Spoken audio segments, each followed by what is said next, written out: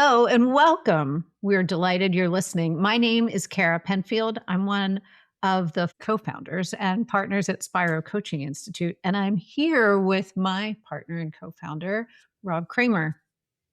How are you today, my friend? I'm doing great, Kara. Thank you. I'm super excited for our conversation this afternoon. I'm super excited too, because this particular guest I have heard so much about over the years, and this is the first time that I've ever gotten to meet him. So I'm really looking forward to it. But before you introduce him, I want to share with our listeners that this podcast has been created and curated to give an insider's perspective on what life is truly like for leaders in higher education, academic medicine, nonprofits, and foundations. We'll be talking over the course of this podcast to a wide variety of leaders from these sectors, trying to gain a holistic perspective into the opportunities, stressors, and delights of leading in these unique environments. So, with that, my friend, would you like to introduce our guest today? I would love to introduce our guest. Dr. Gary Cuddeback is the Dean of the School of Social Work at Virginia Commonwealth University. He was previously at the University of North Carolina at Chapel Hill, where he was the Berg Beach Distinguished Professor of Community Social Work at the School of Social Work, was a faculty research fellow at the Cecil G. Sheps Center for Health Services Research, and a research professor with the Department of Psychiatry. Gary's a highly regarded scholar whose research has focused mainly on individual living with severe mental illnesses, mental health services research, mental health and criminal justice involvement, and evidence-based interventions. Gary got his undergrad degree at Furman, woo, go Furman, and picked up an NPH and MSW along the way. He did his PhD at the University of Tennessee. I can also tell you that Gary is an all-around great egg. So welcome, Gary Cuddeback. Thank you, Rob. Thanks for the plug with Furman. Furman actually, for the first time in its history, made the NCAA Men's Soccer College Cup. Very so good. They're in the Final Four of the soccer equivalent. So that's super exciting. That's exciting. And something I know about you, our listeners definitely don't, is you grew up playing a lot of soccer, right? I did. And I was on the team at Furman University and back in the late 80s and early 90s. Yeah, it's terrific, though, seeing the success that the program there has had. Well, I'm wondering if you can tell us anything else about yourself, Gary, that would not show up on your CV. Yeah, I have a family with a wife, partner, and three lovely kids. I was born in New York City and moved around a bit, but ended up in Clearwater, Florida, and grew up there for the most part. And I've really bounced around a bit throughout the Southeast. So been in Virginia now for the last a little over 4 years. Perfect. Thank you. You ready for our onslaught of questions? Onslaught of questions. My first question, Rob's not going to expect at all. Gary, what was the first concert you ever attended? Nice one. And this is going to date me too, Rob. Toad the Wet Sprocket. Yes. This was at Janus Landing in St. Petersburg, St. Petersburg, Florida, which I don't think exists anymore. So I was in high school, I think maybe a freshman or a sophomore in high school. Toad the Wet Sprocket, which I don't know if they're still around, but that was my very first concert. That's a good one, Gary. I don't think anyone's ever answered that question that way. So now, Gary, what was the best concert you've ever attended? Gosh, the best was probably, probably it's a tie between John Cougar Mellencamp, and this was just a couple of years ago, and he was by himself, John Cougar Mellencamp, and then Billy Joel was probably right there. Billy came out, and this was in Winston-Salem at Wake Forest University in the stadium there. So he came out, and he said, "I appreciate everyone being here, but I haven't made any new songs since 1993. What the hell are you all doing here?" Gary, was that concert like 6 years ago? It was, yeah, within the I was there too. You're kidding. I am not kidding. All right. History was made. History was made. Yeah. That's probably right on. That was a fun concert too, and he played all the hits. Everybody, of course, as you know, Kara knew all the words, so that's probably a tie. Now, since you didn't ask, that a concert that I really would love to go to, but it's impossible now, is Rush. With the Neil Peart passing away, but they're one of my all-time favorite bands, and never got to see them. Yeah, There's some great documentaries about Rush. So there yeah. are right now. Now for some tough questions. You ready for a tough one? So, Gary, why do people like you, and why might people dislike or disagree with you? Oh, good questions. For the first part, I think I'm personable, easygoing, engaging, and I'm genuinely, curious about getting to know people, not just on the surface, but what folks are about. So I would give those answers to why people, and I think I'm genuine and down to earth. Why the second part was why people wouldn't like me. Why they might dislike you? Yeah. Yeah. I have no idea. No, I'm joking. I don't know. I have certainly had my fair share of people disliking me. I think I have sort of a dry sense of humor, and bordering on sometimes sarcastic. And if that's not perceived well or as intended, I think that can rub folks the wrong way. That would be part of it. Kind of maybe my optimism or enthusiasm or sort of attitude, I don't know, could rub people the wrong way. Yeah, I'll give those two Well, let me answers. ask you a follow up to that, Gary, because certainly your experience going from faculty member to you were then senior associate dean for research and then became dean. How does being in the role and having the job title you have as you move up in leadership impact how people might see you as likable or not likable? And now when you're talking to Gary as the dean or the leader, right? So people might not like me for decisions I need to make or standards I need to uphold or things I'm supporting or not supporting or quite frankly, feedback I'm giving. So as a leader, all of those things come along with it that are kind of outside of who I am as a person. So I would say that in response to that question. The many hats we wear, right, as leaders Indeed. and Yeah. human beings. Gary, what's something you're fascinated about right now? I think the organization, the structure, the dynamics of higher ed is fascinating.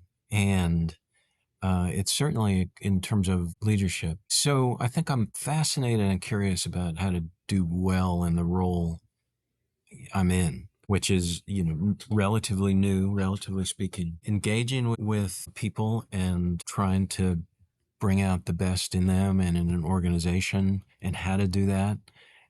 I think is fascinating. I'm not saying I'm good at it or I'm doing any of those things, but as I think about leadership in organizations, I think that part is fascinating and I'm fascinated by it.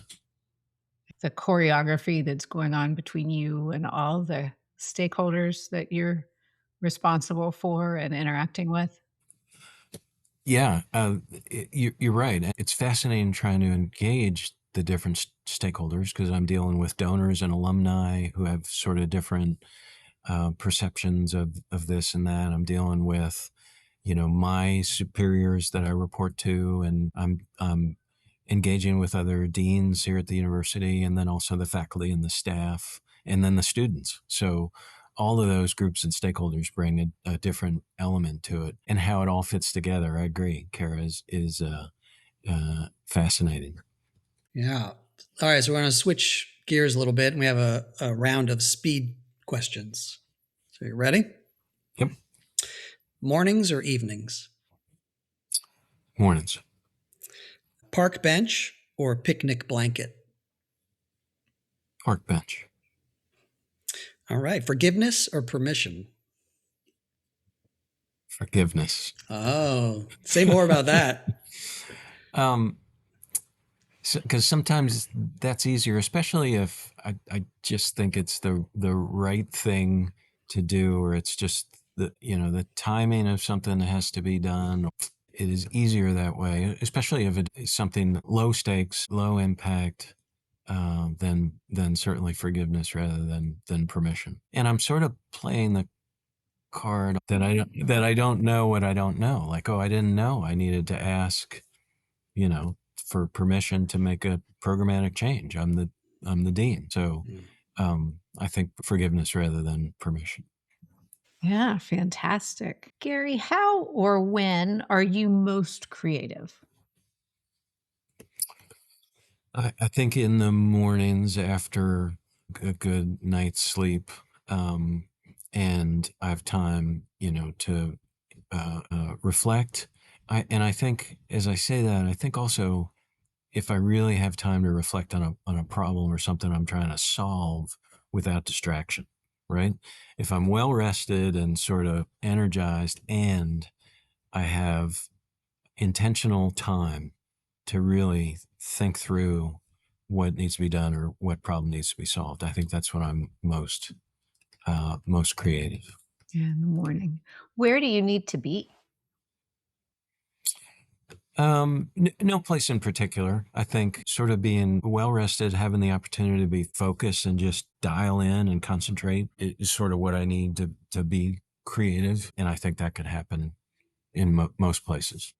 And Gary, what's something new that you and or your team is working on? So, just in the context of work, like one of the challenges we have is communicating with students, right? Who no longer seem to respond well to email. They get inundated with emails from all sorts of places. So, we're trying to strategize how best to communicate critical things like your application to graduate next week is due now. So, exploring strategies for that, technology to use for that, what in our experiences work, what might work, what certainly won't work. Um, so, really, a team effort put towards trying to solve, a communication issue that we need to address. I'm going to take you back to the speed round. Okay, Used book or new book? used. Tell me more. A couple of reactions I had to that. One is I don't mind rereading really good books that I've read, but then I'd rather not pay full price for a book, especially if I've read it once already. And I don't mind having a used book and don't feel compelled to buy anything new. Plane or train? Typically plain, although if I had the time and wherewithal and foresight, probably I would enjoy train as well, but my primary mode would be plain. Maybe you can read your used book on a train. That's right. One more. Orchid or daisy? Yeah, probably Daisy. I don't know if I could point out an orchid, to be quite honest. That makes it easier, doesn't it? Yeah, that's right. Yeah. Hey, Gary, is there a personal hobby or a goal that you haven't yet taken on, something you've wanted to learn or master? Yeah, probably a couple things. I think one, physical health goal would be a half marathon or marathon. I haven't done something like that. So, or I don't know if I'll ever do these things, but I would like to do like the 100-mile Colorado run out, one of those. Um, so that would be, um, especially as I get older and find it harder to find time to exercise, but having a deliberate and intentional goal like that, I think would help. Um, and then other hobbies I have that I would love to be more consistent with: guitar, reading. I just joined the local Greater Richmond Sailing Association. There's a reservoir right by my house, so I had to buy a boat before the end of the calendar year. So I bought of something very cheap. So I'll be out on the reservoir trying to sail. So I'm looking forward to those in Nice. terms of cultivating hobbies. Yeah. Cheap hopefully means it floats. Oh, maybe. It hasn't been in the water. The guy who sold it to me said he hadn't had it in the water for 5 years. So I'm hoping it floats. That is as I like to say, is an empirical question.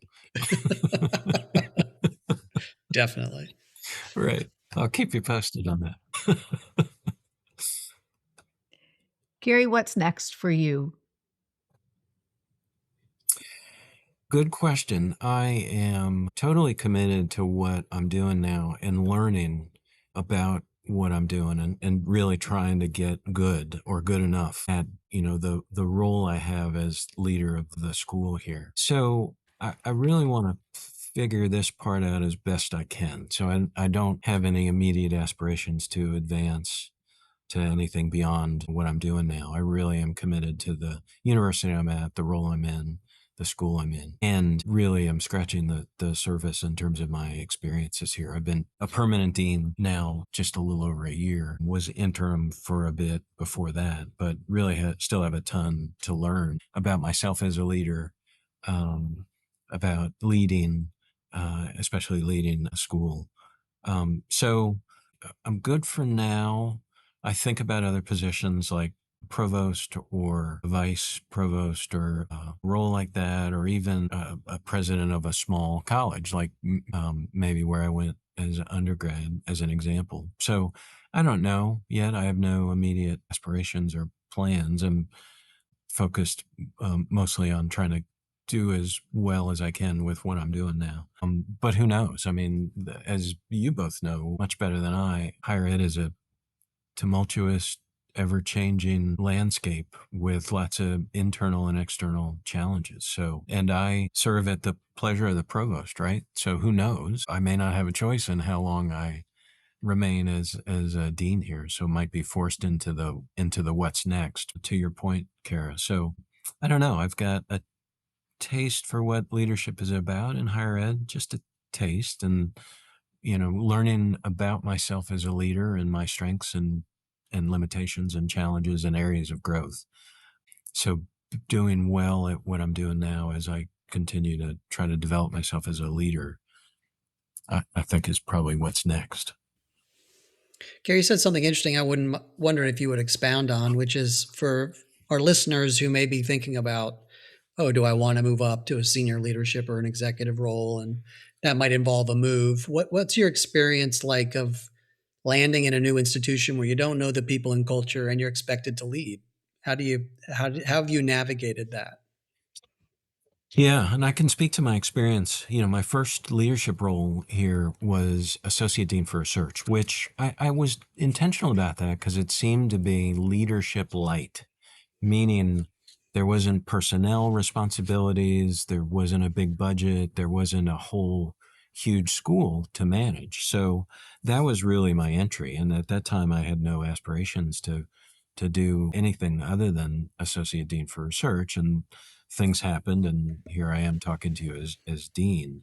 So my experience, Rob, to your question, was transitioning to a lighter leadership position, which I think I had the protection of a dean above me, right, so to speak, and not a dean responsibility. So I think it would be different and probably received differently going from an associate dean, going to rather an associate dean for a research position to being the person in charge of the whole thing, right? So um, I think as associate dean for research and the light entry into leadership, there certainly was less pressure. I had more flexibility and kind of shaping the role and sort of finding my way at a less intense or a more leisurely pace as an ADR versus a dean, I would imagine. And I say that because I wasn't in charge of everything right away, right? So reflecting on what it might have been coming in as a dean, I think, uh, and there were difficult parts of my transition as an ADR.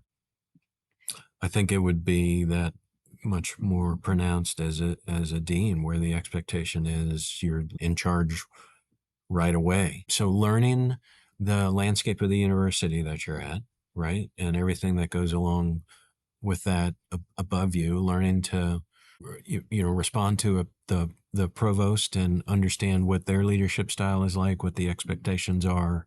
So there's that pressure above, and then also understanding the faculty and staff and everything below. So I could see how difficult all of that would be.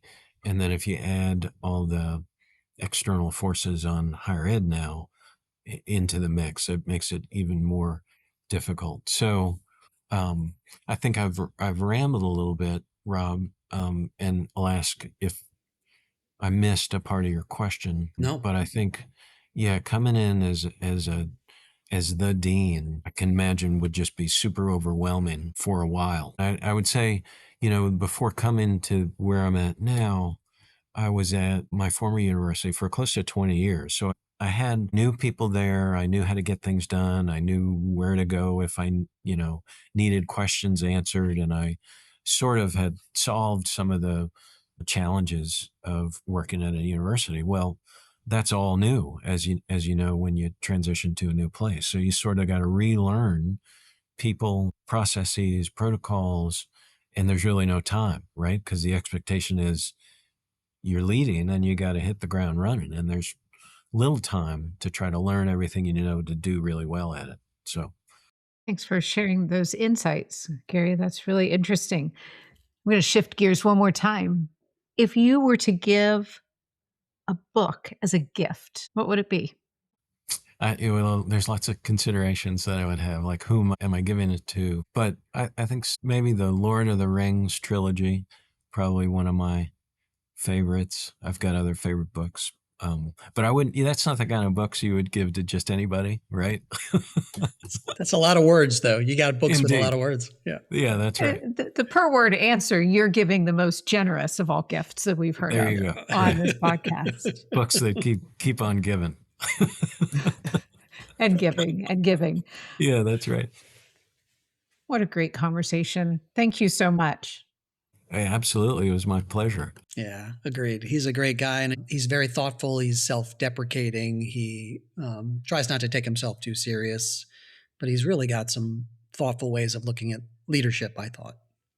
Yeah, I was really blown away by the how he was able to sit in so many different seats as he answered a single question. Yeah, and he's really had to kind of go through a meteoric rise. He didn't talk about it, but he was only ADR for about a year, maybe a little more, before he became interim dean and then dean. So he's really had to acclimate and move quickly through, his ascension. So it's Yeah. fascinating to watch. I think that's it for this conversation. I think so. Everyone, yeah, we look forward to next time. But until then, Absolutely. Yeah. For more information on this podcast and Spiro Coaching Institute, please visit us at spirocoaching.com. That's SPIRO coaching.com. take good care, everyone. Bye-bye.